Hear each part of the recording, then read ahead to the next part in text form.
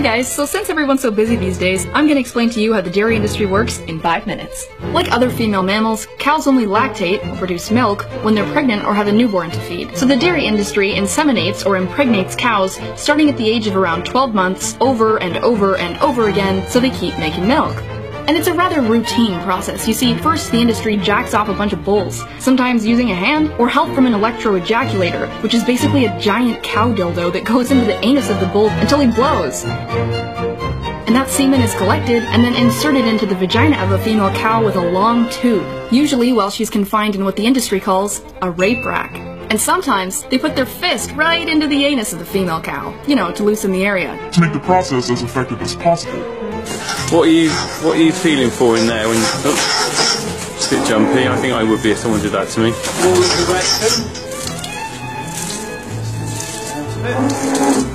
Just bringing it out. He massages a little bit just to relax everything and help that semen go where it needs to go. Okay, you must be responsible for a lot of cows. Yes. And when that baby cow is born, it's pretty much immediately taken away from its mother and locked in a crate. Because if it stayed around mom, it would drink her milk. And that shit's for us.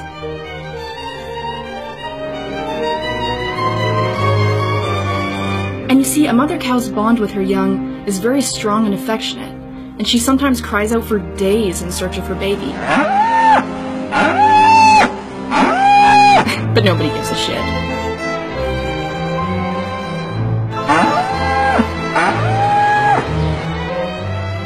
If the baby's a male, his throat is slit and he's sold for veal. And if it's a girl, she's raised to be a milk machine like mom.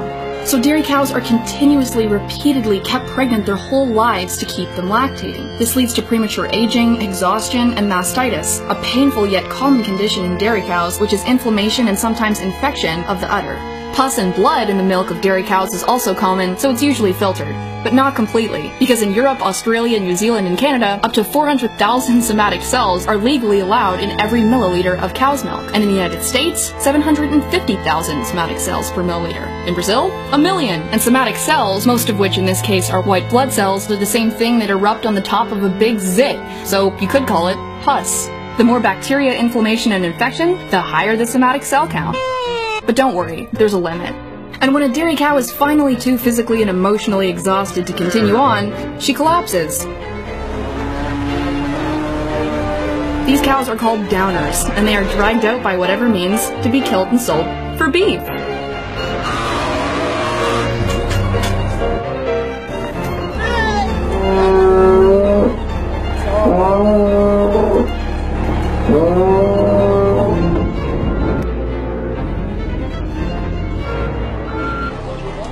It's common in the industry, even on organic dairy farms, for cows to go down after about 4 or 5 years of continuous milk production.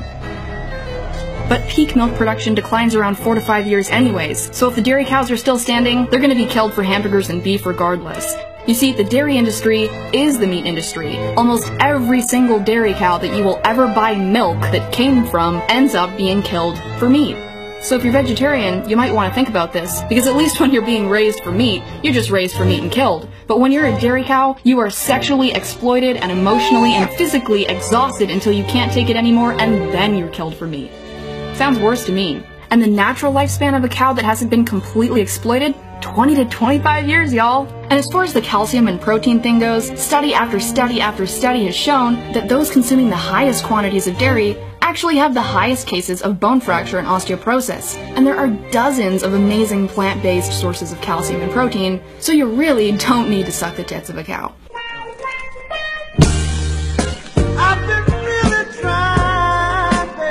I mean, the dairy industry has wormed their way into education systems, nutritional programs, and media to convince us that we need to drink milk. But when you're in school learning about how good milk is for you, that's not because there was a panel of people who care about your health that determined that. That's because the dairy industry paid lots of money for you and your children to hear that message in school, and on TV, and on billboards, and magazines, and for your doctors who don't have to take more than a few hours of a nutrition course to tell you to drink your milk.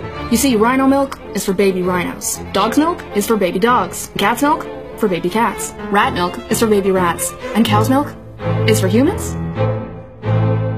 No, it's for baby cows. And vegans are crazy?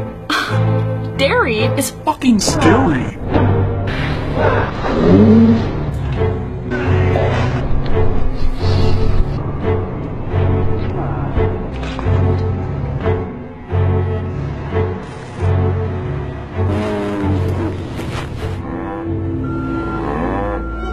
Try almond milk, hemp milk, soy milk, flax milk, rice milk, Brazil nut milk, macadamia nut milk, cashew milk, any milk but dairy milk.